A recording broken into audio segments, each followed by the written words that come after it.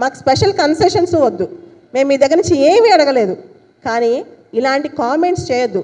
ఎన్నో కష్టాలు కోర్చి, ఎన్నో పోరాటాలు చేసి, చిన్నప్పటి నుంచి ఎంతో కష్టపడి చదువుకున్నాం. మీకు తెలుసా? స్మితా సబర్వాల్ వాళ్ళ ఫాదర్ ఐఏఎస్, వాళ్ళ హస్బెండ్ ఐపీఎస్. ఆవిడకి అన్ని ఫెసిలిటీస్ ఉండి సివిల్స్ పాస్ అయింది. నేను ఈరోజు క్వశ్చన్ చేస్తున్నాను అవును ఓపెన్గా. ఈరోజు నేను జాబ్ ఎప్పుడో రిజైన్ చేసేసాను, 167 ర్యాంక్ కొట్టి. అవును ఈరోజు అడుగుతున్నాను, రిజైన్ చేసి రమ్మనండి, ఇద్దరు సివిల్స్ రాద్దాం. నేను డిఫరెంట్ లేబుల్ కేటగిరీయా, ఆమెకన్నా ఎక్కువ మార్క్స్ నాకు వస్తాయా ప్రూవ్ చేసి చూపిస్తాను. Let her come and right the exam. నేను నా దాకెందుకండి, నా దగ్గర చాలామంది స్టూడెంట్స్, చూడలేని స్టూడెంట్స్ ఉన్నారు. వాళ్ళతో కూర్చోబెట్టామని పరీక్ష రాపిస్తాను, రాయమని చూద్దాం. వాళ్ళ ఎబిలిటీస్ ఏంటో వాళ్ళతో కూర్చుని అడ్మినిస్ట్రేషన్ చేయమని చూద్దాం. ఇక్కడ స్టీఫెన్ హాకింగ్ 2000 పనిచేస్తాయి. ఆయన ప్రపంచంలోనే అతిపెద్ద సైంటిస్ట్. సుధా చంద్రన్ కాల్ లేకపోయినా డాన్సర్. వాళ్ళని మీరు సైంటిస్ట్ డాన్సర్లా చూస్తారా, డిజేబుల్ పర్సన్ లాగా చూస్తారా? సభ్య సమాజానికి మీరు ఇచ్చే మొత్తం లెసన్ మెసేజ్ ఇదేనా అండి?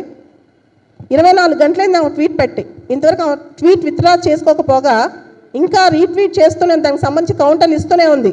ఇది ఎంతవరకు న్యాయం? అపోజిషన్ పార్టీస్, మీడియాతో ఉన్న మేజర్ థింగ్ ఏంటంటే, పెద్ద క్వశ్చన్ అడిగేది, ఎవరన్నా ఒక ఐఏఎస్ ఆఫీసర్ కొంచెం బాగుంటే వ్యూస్ కోసం వాళ్ళే ఇంటర్వ్యూస్ చేస్తారు. ఇప్పుడు వాళ్ళకి సోషల్ మీడియా ఫాలోయింగ్, వాళ్ళు చేసే ఏ కామెంట్ అయినా ప్రభావం ఎవరిపైన పడుతుంది? సమాజం మీద పడుతుంది. Opposition parties, media, ruling party, bureaucracy అందరూ దీని గురించి ఆలోచించాలి. మీరు మా కోసం ఏం చేస్తున్నారు, ఏమి ఇస్తున్నారు అనేది. సో ఐఏఎస్లు కావాలంటే అందగత్తలు, ఐపీఎస్లు కావాలంటే మాత్రం జిమ్ ట్రైనర్ సరిపోతారా? ఫిజికల్ ఫిట్నెస్, మెంటల్ ఫిట్నెస్ చాలా ఇంపార్టెంట్. మెంటల్ ఫిట్నెస్ చాలా చాలా ఇంపార్టెంట్ అనమాట. అండ్ ఏమీ లేకుండా సివిల్స్ దాకా కొట్టిన దివ్యాంగులు చాలా చాలా గొప్పవాళ్ళు. జెన్యూన్గా ఉన్న డిజబిలిటీ పీపుల్ మీద ఇలాంటి కామెంట్స్ చేయటం, ఇలాంటి స్టేట్మెంట్స్ ఇవ్వడం తప్పు. రేపు ఎవరైనా వీళ్ళకి ప్రైవేట్ సెక్టర్లో ఉద్యోగాలు ఇస్తారా? ఈ స్టేట్మెంట్స్ చదివి ప్రైవేట్ సెక్టర్లో ఉద్యోగాలు వస్తాయా? అంత సహానుభూతి లేకుండా వీడు ఎలా స్టేట్మెంట్స్ ఇస్తున్నారు? చాలా ఇంపార్టెంట్. సిస్టంలో ఏమైనా ప్రాబ్లం ఉంటే వీడు సిస్టంలో ఉంది, కరెక్ట్ చేసుకోమని చెప్పాలి. ప్రభుత్వంలో ఉంటూ ఇలాంటి స్టేట్మెంట్స్ ఇవ్వటం పెద్ద నేరం. కోడ్ ఆఫ్ కండక్ట్కి వ్యతిరేకం కూడా, కంప్లీట్ కోడ్ ఆఫ్ కండక్ట్ అనమాట. చీఫ్ సెక్రటరీకి చాలా పవర్స్ ఉన్నాయి. ఆవిడకి షోకాజ్ నోటీస్ ఇవ్వచ్చు, దీని మీద ఆవిడని అడగొచ్చు. కేసీఆర్ గారి హయాంలో 10 సంవత్సరాల పాటు ఈవిడ సీఎంఓలో పనిచేశారు. ఇదేనా ఆమె నేర్చుకుంది అడ్మినిస్ట్రేషన్ గురించి? సీఎం దగ్గర దాదాపు 10 years సీఎంఓలో పనిచేశారు. సిస్టంలో తప్పులంటే సిస్టమ్ని ఎలా కరెక్ట్ చేయాలో చూడాలి. ఆవిడకి ఫిజికల్ డిజబిలిటీ ఉందో లేదో నాకు తెలియదు, కానీ ఖచ్చితంగా మెంటల్గా మాత్రం ఆవిడ అప్సెట్ అయినారు నాకు అర్థమవుతుంది. ఎందుకంటే ఇలాంటి స్టేట్మెంట్స్ మెంటల్గా అప్సెట్ అయిన వాళ్ళు డిఫెండ్ చేసుకుంటారు. ఆవిడకి అంత చులకన స్టేట్మెంట్స్ అవసరమా? అది నా క్వశ్చన్. అండ్ తెలంగాణలో, ఆంధ్రలో, ఇండియాలో డిఫరెంట్ లేబుల్ వాళ్ళు ఉండొద్దా అని చెప్పండి, స్పెషల్లీ ఏబుల్డ్ వాళ్ళు ఉండొద్దా అని చెప్పండి, వెళ్ళిపోతాం. లేదా మీరు అసలు వద్దు, ప్లేటోలకు థింకర్ చెప్పాడు అనమాట, ఇలాంటి వాళ్ళు బరువు అని చెప్పి. ఈవిడ కూడా బరువు అవుతున్నారేమో. లేదు వద్దు, అసలు మొత్తానికి అంతం చేస్తామంటే చెప్పేసేయండి. ఈవిడ లాంటి వాళ్ళకి social justice and empowerment ministry, welfare ministry ఇస్తే చంపేస్తామో నా డౌట్. అసలు డిజేబుల్ వాళ్ళు బతకనిస్తారా డౌట్. ఈవిడ చేసిన కామెంట్ గురించి నేను మాట్లాడట్లా, అసలు ఇది నేను లెక్క చేయాల్సిన అవసరం లేదు.